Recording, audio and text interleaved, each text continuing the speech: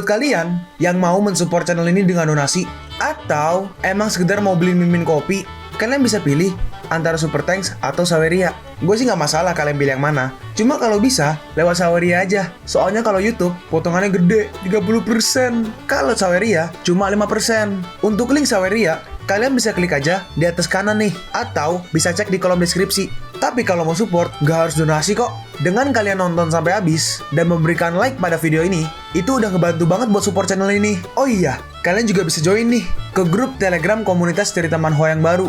Untuk linknya, gue tampilin di layar ya. Tapi kalau malas ngetik, cek aja kolom deskripsi. Di sana, kalian bisa sharing nih topik seputar manhwa dan kawan-kawan, dan juga ketemu teman baru. Kalau mau info terbaru dari Mimin, misalnya upload kapan atau misalnya ada telat upload, Mimin pasti akan langsung infokan di Telegram. Makanya, jangan lupa join ya. Nggak perlu berlama-lama lagi, kita mulai aja ceritanya.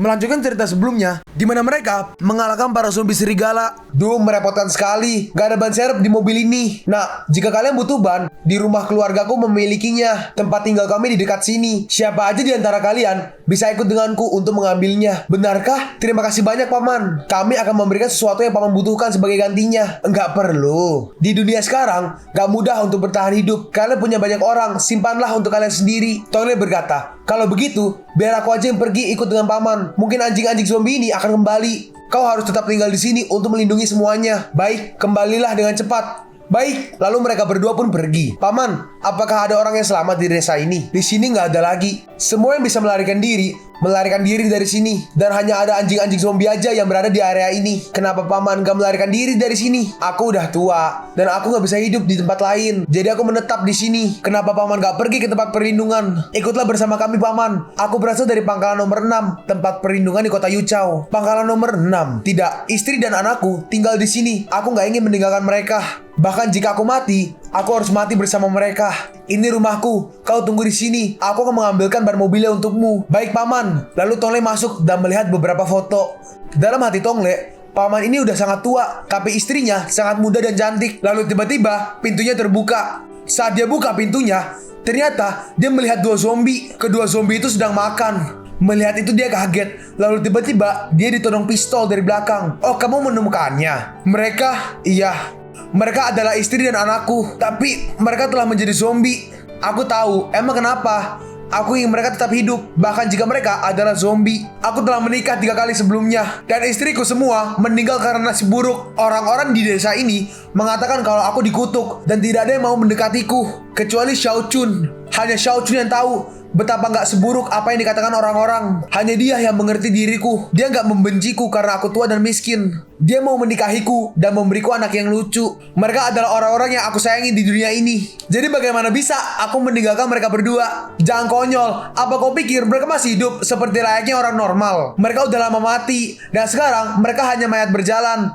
Jika kau benar-benar menyayangi mereka berdua, seharusnya kau membantu mereka keluar dari penderitaan ini. Diam, udah cukup. Aku merasakan kesepian. Apa gunanya aku hidup jika harus kehilangan mereka? Dalam hati Tongle, sial, aku lupa membawa senjata. Paman ini gila, aku udah gak tahan lagi. Tapi bukankah terlalu berbahaya jika harus memberi mereka makan seperti ini? Lihat, rantai besi yang mengikat mereka sudah dipenuhi karat. Itu pasti akan rusak suatu hari nanti. Dan ketika mereka berdua bebas, mereka akan membunuhmu. Kau gak mengenal mereka. Faktanya, zombie seperti manusia. Mereka mudah marah ketika lapar, tapi mereka akan menjadi tenang kalau mereka sudah kenyang. Selama ada cukup makanan, mereka akan sama seperti sebelumnya. Sama seperti sekarang. Lihat betapa mereka senang saat sedang makan. Kau membunuh orang-orang ini yang tulang belulang tadi. Mereka dikutuk. Aku telah mengunci istriku dan anakku di rumah dan mengikat mereka dengan rantai agar tidak menyakiti orang lain. Tapi orang-orang itu, mereka menolak membiarkan kami hidup dengan tenang dan berniat membakar kami. Gak ada pilihan lain selain membunuh mereka semua. Hanya saja, sekarang anakku telah tumbuh dewasa, jadi nafsu makannya bertambah. Dia gak cukup makan satu orang aja. Jadi aku harus ke desa-desa sebelah untuk mencari orang-orang yang lewat. Udah lama gak ada yang lewat tempat ini. Aku sempat khawatir istri dan anakku gak akan bisa bertahan lama. Untungnya aku bertemu kalian hari ini. Jangan takut, aku akan memberi kamu kedamaian. Segera teman-temanmu akan ikut menemanimu di alam baka. Paman, tunggu sebentar. Jangan takut, semuanya akan berakhir dengan cepat. Tapi ternyata yang menembak bukan kakek itu. Kakek itu terkena tembakan entah dari mana. Seperti biasa, mereka bertiga datang to save the day. Sua menembak tangan orang itu. Lalu orang tua itu ingin mengambil senjatanya. Tapi dengan cepat, Suyang menendang orang itu. Kakak Lei, kata-katamu sebelumnya ternyata emang benar. Paman ini benar-benar gak manusiawi. Bagaimana kalian tahu? Wuxuo mengatakan kalau ban mobil kita tertusuk paku panjang. Lalu kami memeriksa di sepanjang jalan. Dan benar aja ada banyak paku tersebar. Lalu paman ini kebetulan sekali hadir. Aku pikir ini agak aneh. Hanya saja aku gak menyangka. Karena pintunya dibuka, zombie-zombie itu maju. Tapi rantainya menahan mereka. Lalu Tianlei menyuruh Xuan untuk menembaki zombie itu. Enggak, jangan sentuh mereka. Kalau kalian berani melukai istri dan anakku, aku akan membunuh kalian semua. Baik, lalu Tianlei menarik baju orang tua itu. Karena kau sangat mencintai mereka, aku akan mengabulkan permintaanmu. Akan kubuat kau tinggal bersama mereka. Lalu orang itu dilempar ke dalam. Enggak, aku gak mau. Lalu zombie anak dan istrinya datang ke dia. Enggak. Dia mencoba kabur. Jangan ke sini. Bukankah kau sangat mencintai mereka? Lalu apa yang kau takutkan? Sebenarnya, kau hanya mementingkan dirimu sendiri. Kau takut mati dan gak punya keberanian untuk hidup sendiri. Jadi, kau memaksa mereka berdua untuk tetap berada di sisimu. Tapi, apa kau memikirkan perasaan mereka? Apakah kau akan membiarkan mereka berdua terus menjadi seperti ini? Menjadi zombie yang kotor. Hari demi hari membusuk. Betapa menyakitkannya apa yang mereka rasakan. Jika mereka sadar, mereka pasti ingin terbebas dari kondisinya saat ini. Lalu Tianlei mengambil senjatanya. Dan dia langsung menembak kedua zombie itu. Bojoku, semangatku. Mereka berdua mati. Istriku, maaf, aku pengecut. Aku minta maaf pada kalian berdua telah membuat kalian menderita. Bagaimana dengan paman ini selanjutnya? Zombie memakan manusia karena insting mereka. Tapi orang ini membunuh manusia untuk memberi makan zombie. Ini benar-benar gila. Kalian, bunuhlah aku. Sekarang, aku udah kehilangan orang yang aku cintai. Biarkan aku ikut bersama mereka. Kematian mungkin melegakan bagi istrimu dan anakmu, tapi bagimu itu gak layak. Lalu mereka pun keluar. Kakak Lei, apa gak masalah meninggalkannya sendiri? Bagaimana jika dia masih berbuat jahat pada orang lain? Enggak, istri dan anaknya udah mati. Menangkap orang lain sekarang udah gak ada gunanya. Kenapa kau gak membunuhnya? Dia telah membunuh banyak nyawa orang gak bersalah. Dia gak layak mendapat simpati darimu. Itu karena dosa-dosa yang dia lakukan. Gak layak untuk dengan mudahnya mati begitu aja. Kematian adalah hal yang termudah. Begitu mati, semua selesai. Tapi dengan dia hidup, dia akan menyadari itu merupakan hukuman terbesarnya. Dan lagi, dia pengecut. Pak tua itu bunuh diri. Mereka pun pergi. Gak mungkin ada orang yang memelihara zombie. Itu benar-benar gak normal untuk memberi makan para zombie itu. Sayang, jika aku menjadi zombie suatu hari nanti, kau harus segera membunuhku. Aku gak ingin penampilanku yang seksi ini seperti zombie-zombie itu. Tiba-tiba mobilnya bergoyang. Apa yang terjadi? Jalanan di depan rusak. Ternyata jalanannya udah menjadi tebing. Tonglei berkata, tim penyelamat kami ketika melewati tempat ini masih baik-baik aja. Kaptennya melanjutkan, sepertinya gak ada jalan lain selain melewati jalan ini. Jika harus demikian, kita harus berjalan kaki. Berjalan terlalu berbahaya di sini. Lalu Tianlei membuka peta. Ternyata ada jalan lain. Desa Suichu. Apa kau tahu daerah itu? Itu kampung halaman kakekku. Aku ingat ada jalan yang bisa dilewati, tapi aku gak yakin apakah jalan itu masih ada atau enggak. Mereka pun jalan ke sana. Untungnya masih agak sepi. Mobil masih bisa tetap berjalan dengan lancar. Setelah ini belok kanan dan kita akan kembali ke jalan raya. Tapi tiba-tiba ada banyak jaring. Dan jaring itu menahan truk mereka. Apa yang terjadi? Tawor! Bakar! Tangkap mereka! Orang-orang dalam mobil, cepat! Kalian keluar! Keluar kalian! Kalau enggak, kami akan menghancurkan mobil kalian! Keluar cepat! Keluar! Kakak Lei, apa harus kita lakukan? Apa kau ingin melawan mereka? Sepertinya mereka semua adalah penduduk desa biasa. Gak baik menyakiti mereka. Jangan salah sangka, kami bukan orang jahat. Jangan kemari! Berdiri di sana, jangan bergerak. Kenapa kita harus mempercayaimu? Apa yang menjamin kalau kau bebas dari wabah virus zombie? Itu benar. Kalian lihat, kami semua manusia normal. Kami hanya ingin lewat jalan ini untuk pergi ke tempat perlindungan. Kau bohong. Tempat perlindungan udah lama gak ada. Mereka mendengar itu bingung. Orang luar gak disambut di desa kami. Benar, pergi keluar dari desa ini. Pergi dari sini. Kau mengatakan kalau tempat perlindungan gak ada. Bagaimana kau tahu dan kapan itu terjadi? Hei, apa yang kau lakukan? Lepaskan aku. Lihat, mereka benar-benar orang jahat. Pergilah sana. Semuanya, tolong tenang. Apa yang harus kita lakukan? Apa kita akan melawan? Enggak, aku nggak bisa menembak mereka. Lalu seseorang menembak ke atas. Mereka semua pun diam. Ternyata itu adalah Suyang. Mereka punya senjata. Lari. Mereka tuh hanya orang biasa. Kau benar-benar. Ya kenapa kau nggak bilang kalau nggak boleh gunakan senjata? Hei semuanya, jangan takut. Kami bukan orang jahat. Bagaimana caranya? Aku bisa menjelaskan dengan mudah. Dasar. Jangan bunuh aku. Aku nggak tahu apa-apa.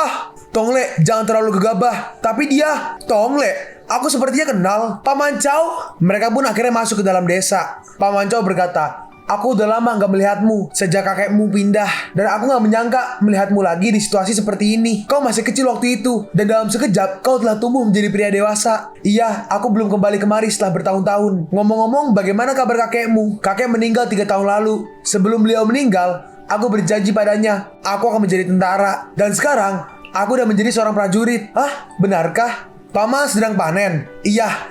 Gak ada kegiatan lain di desa kami. Hanya ada tanah yang subur. Ada sumber air yang bisa mencukupi kebutuhan hidup warga desa. Jadi, kita gak perlu mengambil resiko pergi keluar untuk mencari makan. Selama zombie gak bisa masuk, gak ada yang perlu dikhawatirkan. Mereka semua dengan senang bekerja. Udah lama aku gak pernah melihat pemandangan seperti ini. Rasanya seperti kembali ke masa lalu. Ini seperti kehidupan di era zaman kerajaan-kerajaan lampau. Aku merindukan hari-hari sebelum zombie muncul. Kau wanita yang mellow. Apa yang membuatmu nangis dengan mudah? Bukankah kau juga sama? Orang gak akan bisa melihatmu menangis kalau kau memalingkan muka. Ngomong-ngomong Paman Chow, apa yang terjadi? Kenapa kau sebelumnya menyebutkan tempat perlindungan udah gak ada lagi? Sayangnya, cerita ini sangat panjang. Kita semua adalah petani dan kita gak pernah mengalami peristiwa besar seperti ini setelah bencana zombie muncul. Belakangan, aku dengar pemerintah dan pihak militer telah membuat tempat perlindungan sekaligus markas militer yang diberi nama Pangkalan Nomor 6. Tapi aku gak menyangka kami akan bertemu orang yang telah kabur dari sana di pintu masuk desa. Orang itu memberitahu kami kalau tempat perlindungan dan semua orang di sana telah menjadi zombie. Untungnya kami gak pergi ke sana. Kalau enggak, kami pasti sama seperti mengirim domba ke mulut macan. Mustahil. Kami datang dari tempat perlindungan itu. Kami anggota militer Pangkalan Nomor 6. Di sana ada penjagaan super kuat dan prajurit yang hebat. Bagaimana bisa jatuh begitu aja? Aku juga gak tahu. Tapi seharusnya Kepalatan tahu. Kepalatan? Dia adalah pemimpin kelompok tentara. Aku dengan dia adalah pemimpin pangkalan itu. Dia lebih tahu situasi di sana. Oh, itu dia. Ada di sana. Ada teman-temannya. Ternyata itu orang-orang yang sedang panen. Kepalatan.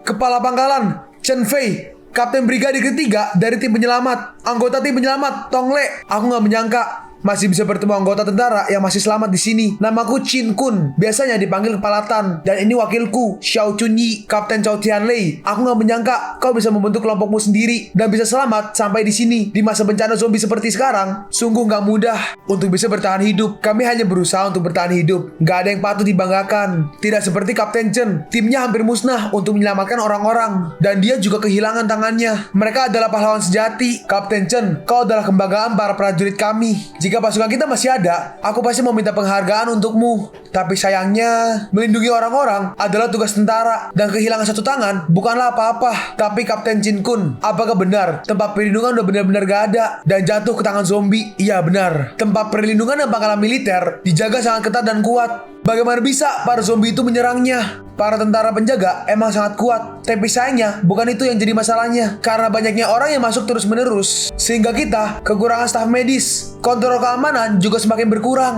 Salah satu korban yang masuk ternyata telah terinfeksi. Tapi kami telah mengetahuinya. Dan pada saat kami tahu, semua sudah terlambat. Dia menggigit beberapa orang berturut-turut. Dan virus menyebar dengan sangat cepat di luar kendali. Lalu terjadilah pembantaian di dalam tempat perlindungan dan juga pangkalan militer. Orang-orang di skuadron kami diperintahkan untuk melindungi jenderal besar, tapi kami kehilangan beliau saat kami mencoba melarikan diri. Bagaimana mungkin ini bisa terjadi? Jangan terlalu frustasi. Meskipun pangkalan militer telah jatuh, kita masih bisa bertahan hidup. Seperti yang kau katakan, misi seorang prajurit adalah untuk melindungi orang-orang. Selama ada orang yang selamat, kita akan terus melayani dan melindungi orang-orang itu. Kapten Chen, Kapten Chow, tetaplah di sini. Kalian semua adalah orang-orang yang cakap, dan desa ini membutuhkan pelindung seperti kalian. Percayalah, selama kita bekerja sama, kita pasti bisa menjadikan tempat ini layaknya surga. Kami akan mempertimbangkannya. Kepalatan, ini adalah telur yang ditelurkan ayamku pagi ini. Ini masih baru dan aku akan memberikannya padamu. Kapten, ini adalah mentimun dan tomat yang aku tanam di rumahku. Kepalatan, aku lihat selimut Kepalatan rusak 2 hari lalu. Aku telah membuat yang baru untuk Kepalatan. Tampaknya Kepalatan sangat disukai di desa ini. Tentu saja, Kepalatan adalah dermawan terbaik kami. Dan jika kami hanya mengabaikannya aja, itu sama aja dengan membodohi diri sendiri. Kami hanya seorang petani biasa. Kami sangat bersyukur mendapatkan pelindung di desa kami. Dia nggak hanya menyelamatkan hidup kami, dia juga membantu kami untuk meledakkan jalan, membuat rintangan di jalan kecil yang melewati desa kami ini, mengatur penyergapan untuk mencegah orang luar dan juga zombie masuk ke sini. Kalau tidak, kita nggak mungkin bisa menjalani kehidupan yang aman seperti sekarang ini. Hey, jangan katakan itu. Itu udah kewajibanku yang harus aku lakukan. Kalian terlalu sopan. Malam pun tiba. Mereka masuk ke sebuah rumah. Kamu dan Kepala Tan, kalian sama-sama dari pangkalan militer di tempat perlindungan. Apa kau pernah melihatnya?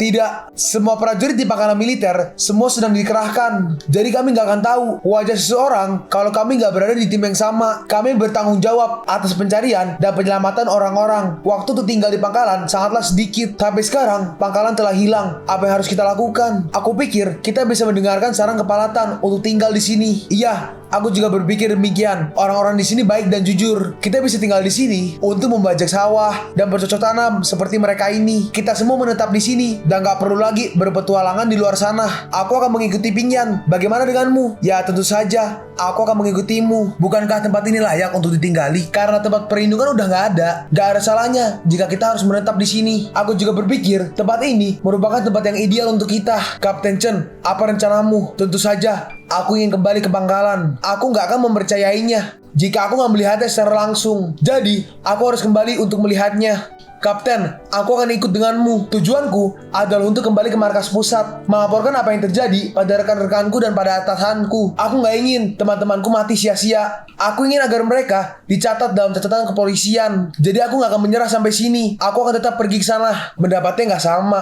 Kakak Lei, bagaimana pendapatmu? Kami tentu aja akan mendengarkanmu. Pergi ke tempat perlindungan. Kita nggak saling mengenal. Kita nggak bisa langsung percaya lalu menyerah pada tujuan awal kami hanya karena sebuah cerita yang belum kita lihat sendiri. Bahkan jika tempat perlindungan dan pangkalan militer telah jatuh, pastinya banyak orang yang melarikan diri seperti mereka itu. Dan yang paling penting lagi, mereka yang selamat pasti memiliki senjata. Satu-satunya hal yang bisa diandalkan dari pangkalan militer adalah persediaan senjata. Itu benar. Pangkalan militer dan pemerintah gak mungkin bisa dikalahkan dengan mudah oleh para zombie. Dan mereka pasti akan menyusun langkah-langkah penanganan walaupun terjadi serangan zombie di sana.